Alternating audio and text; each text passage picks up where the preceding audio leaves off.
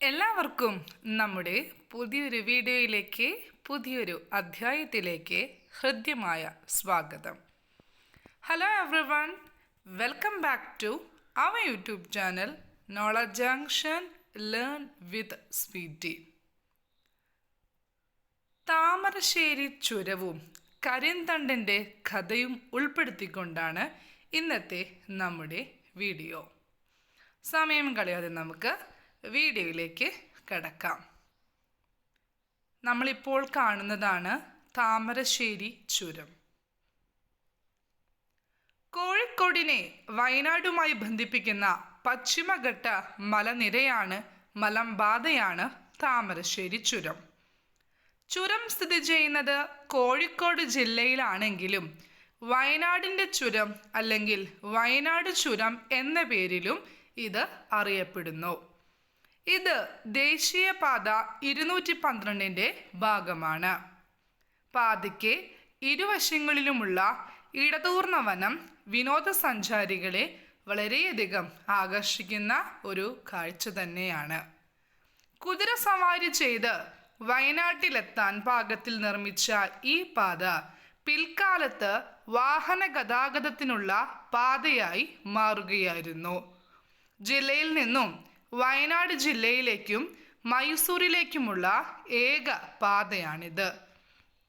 കോഴിക്കോട് ജില്ലയിലെ താമരശ്ശേരിക്കടുത്ത് അടിവാരത്ത് നിന്ന് തുടങ്ങുന്ന 12 കിലോമീറ്ററോളം ദൈർഘ്യമുള്ള ഈ വഴിയിൽ കഠിനമായ 9 ഹെയർപിൻ വളവുകളാണ് ഉള്ളത്. ഈ പാത അവസാനിക്കുന്ന വയനാട് ജില്ലയിലെ ലക്കിടിയിൽ എത്തുമ്പോഴേക്ക് സമുദ്രനിരപ്പിൽ നിന്നും ഏകദേശം 2625 അടി മുകളിലേക്കാണ് നാം എത്തിച്ചേരുന്നത്. 9ാമത്തെ ഹെയർപിൻ വളവിലെ വ്യൂ പോയിന്റിൽ നിന്ന് പടിഞ്ഞാറോട്ട് നോക്കിയാൽ കോഴിക്കോട് ജില്ലയുടെ മൊത്തത്തിലുള്ള ആകാശദൃശ്യം കാണാനായി സാധിക്കും. അസ്തമയവും 55 കിലോമീറ്റർ അകലെയുള്ള കടൽപ്പരപ്പും അപൂർവമായി കാണാം. മേഘങ്ങളും കോടമഞ്ഞും ചിലപ്പോൾ കാഴ്ചയെ മറയ്ക്കാറുണ്ട്. മൈസൂരിലേക്കും ബാംഗ്ലൂരിലേക്കുമുള്ള അന്തർ സംസ്ഥാന പാതയായും ചുരം അറിയപ്പെടുന്നു. ഇനി നമ്മൾ കരിന്തണ്ടൻ്റെ കഥയെക്കുറിച്ചാണ് കേൾക്കാനായി പോകുന്നത്. കോഴിക്കോട് വയനാട് പാതയിലുള്ള താമരശ്ശേരി ചുരത്തിൻ്റെ പിതാവായാണ് കരിന്തണ്ടനെ ആദിവാസികൾ കാണുന്നത്. എഴുതപ്പെട്ട രേഖകളൊന്നും ലഭ്യമല്ല. ആദിവാസികൾക്കിടയിലുള്ള വായ്മൊഴി കഥകളിലൂടെ തലമുറകളായി പകർന്ന അറിവ് മാത്രമാണ് കരിന്തണ്ടനെക്കുറിച്ച് നമുക്ക് കണ്ടെത്താനായി സാധിക്കുന്നത്. ഇനി നമുക്കൊരു സിനിമാ വിശേഷം കേൾക്കാം. താമരശ്ശേരി ചുരം, നമ്മുടെ താമരശ്ശേരി ചുരേ, ഒരു തലമുറയെ ഒന്നാകെ ചിരിപ്പിച്ച ഒരു ഡയലോഗാണിത്. വെള്ളാനകളുടെ നാടെന്ന സിനിമയിൽ താമരശ്ശേരി ചുരം പപ്പുവിൻ്റെ നാവിലൂടെ വെളിപ്പെട്ടപ്പോൾ കേരളക്കര തല മറിഞ്ഞ് ചിരിച്ചു. പക്ഷേ ആ ചിരിക്ക് കാരണഭൂതനായ 12 കിലോമീറ്റർ നീളമുള്ള 9 ഹെയർപിൻ വളവുകളായി കിടക്കുന്ന ആ മലമ്പാതയിൽ പുതഞ്ഞുകിടക്കുന്ന ഒരു വഞ്ചനയുടെ കഥ ഇന്നും ആർക്കും അറിയില്ല. ആ കഥയാണ് നാം ഇനി കേൾക്കാനായി പോകുന്നത്. നമ്മുടെ കഥ കരിന്തണ്ടൻ്റെ ജീവിതവുമായി വളരെയധികം ബന്ധപ്പെട്ട് നിൽക്കുന്ന കഥയാണ്. ബ്രിട്ടീഷുകാരുടെ ബുദ്ധിയിൽ തെളിഞ്ഞ ഈ ചരിത്രപാതയുടെ പൂർത്തീകരണത്തിന് സ്വജീവൻ നൽകിയ ഒരാളുണ്ട്. കരിന്തണ്ടൻ എന്ന ആജാനുബാഹുവായ ഒരു ആദിവാസി യുവാവ്.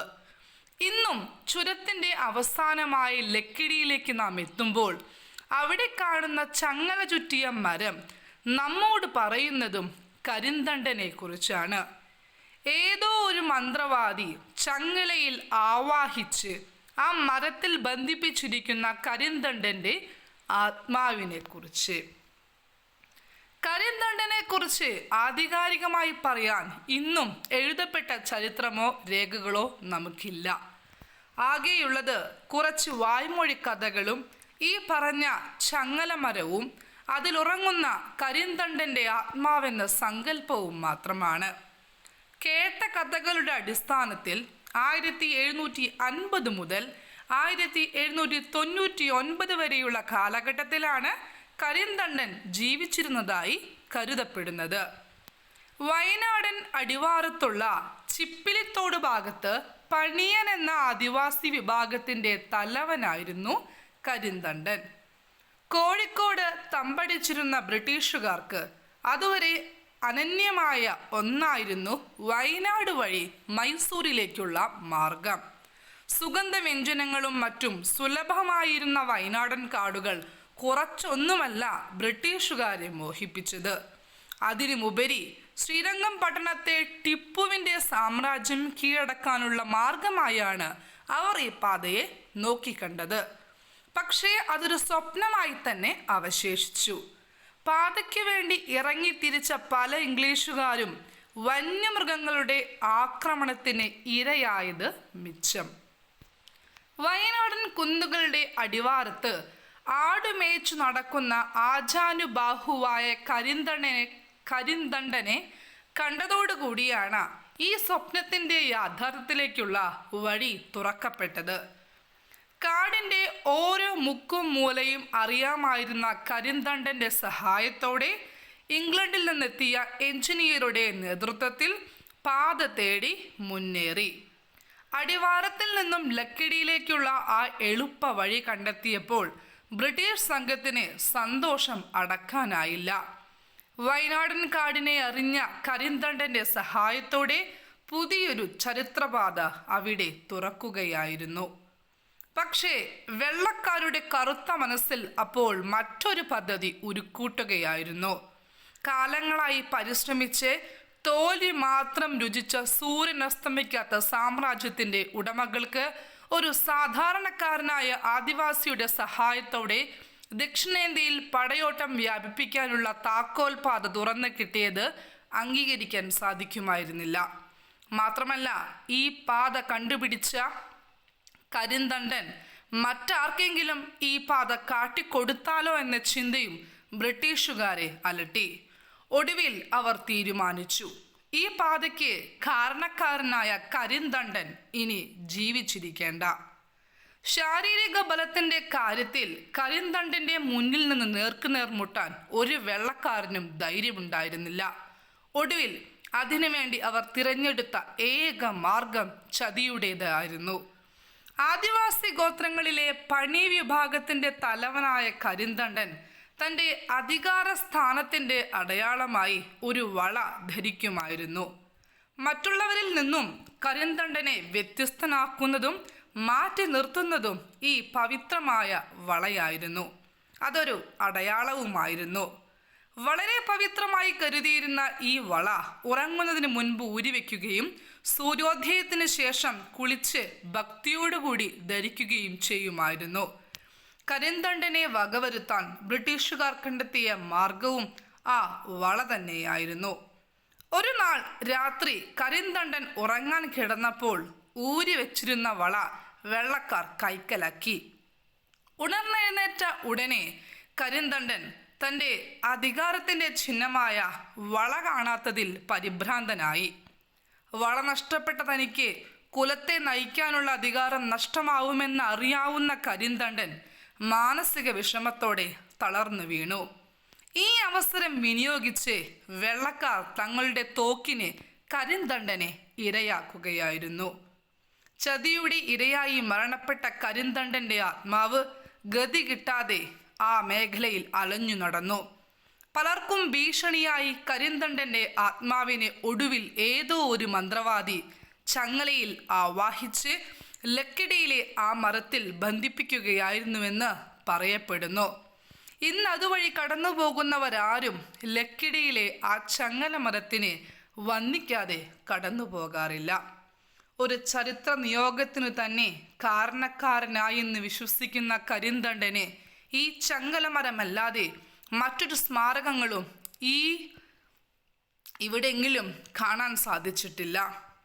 പറഞ്ഞറിഞ്ഞുള്ള അറിവ് വെച്ച് പടിഞ്ഞാറേത്തറ അയ്യപ്പൻ എന്ന കലാകാരൻ കരിന്തണ്ടൻ്റെ ഒരു രൂപം തയ്യാറാക്കിയിട്ടുണ്ട്. വയനാടൻ ചുരത്തിന് കരിന്തണ്ടൻ്റെ പേരിടണമെന്ന വാദഗതിയും ഇപ്പോൾ സജീവമായി നിലനിൽക്കുന്നുണ്ട്. ഇനി നമ്മൾ താമരശ്ശേരി ചുരവും കരിന്തണ്ടനെ കുറിച്ചുമുള്ള കഥയുടെ ഭാഗമായ തുടർ ചിത്രങ്ങളാണ് കാണാനായി പോകുന്നത്. ഇതാണ് നാം കാണുന്ന താമരശ്ശേരി ചുരം. ചുരം കയറി വരുമ്പോൾ ലക്കിടിയിലെത്തിയാൽ കരിന്തണ്ടൻ മൂപ്പൻ്റെ ഒരു വലിയ പ്രതിമ, ഒപ്പം തന്നെ ചെറിയൊരു പ്രതിഷ്ഠയും കാണാനായി സാധിക്കും. നമ്മുടെ വീഡിയോ ഏവർക്കും ഇഷ്ടമായി, ഉപകാരപ്രദമാകും എന്ന് വിശ്വസിക്കുന്നു. ഇഷ്ടമായെങ്കിൽ ഒരിക്കൽ കൂടി പറയുന്നു, ലൈക്ക് ചെയ്യുക, ഷെയർ ചെയ്യുക, കമൻറ്റ് ചെയ്യുക. ഇഷ്ടമായെങ്കിൽ സബ്സ്ക്രൈബ് ചെയ്ത് ഫോളോ ചെയ്യുക. മറ്റൊരു ഇൻട്രസ്റ്റിംഗ് വീഡിയോയുമായി വരാം. കാത്തിരിക്കുക. അതുവരെ താങ്ക് യു ഫോർ വാച്ചിങ്.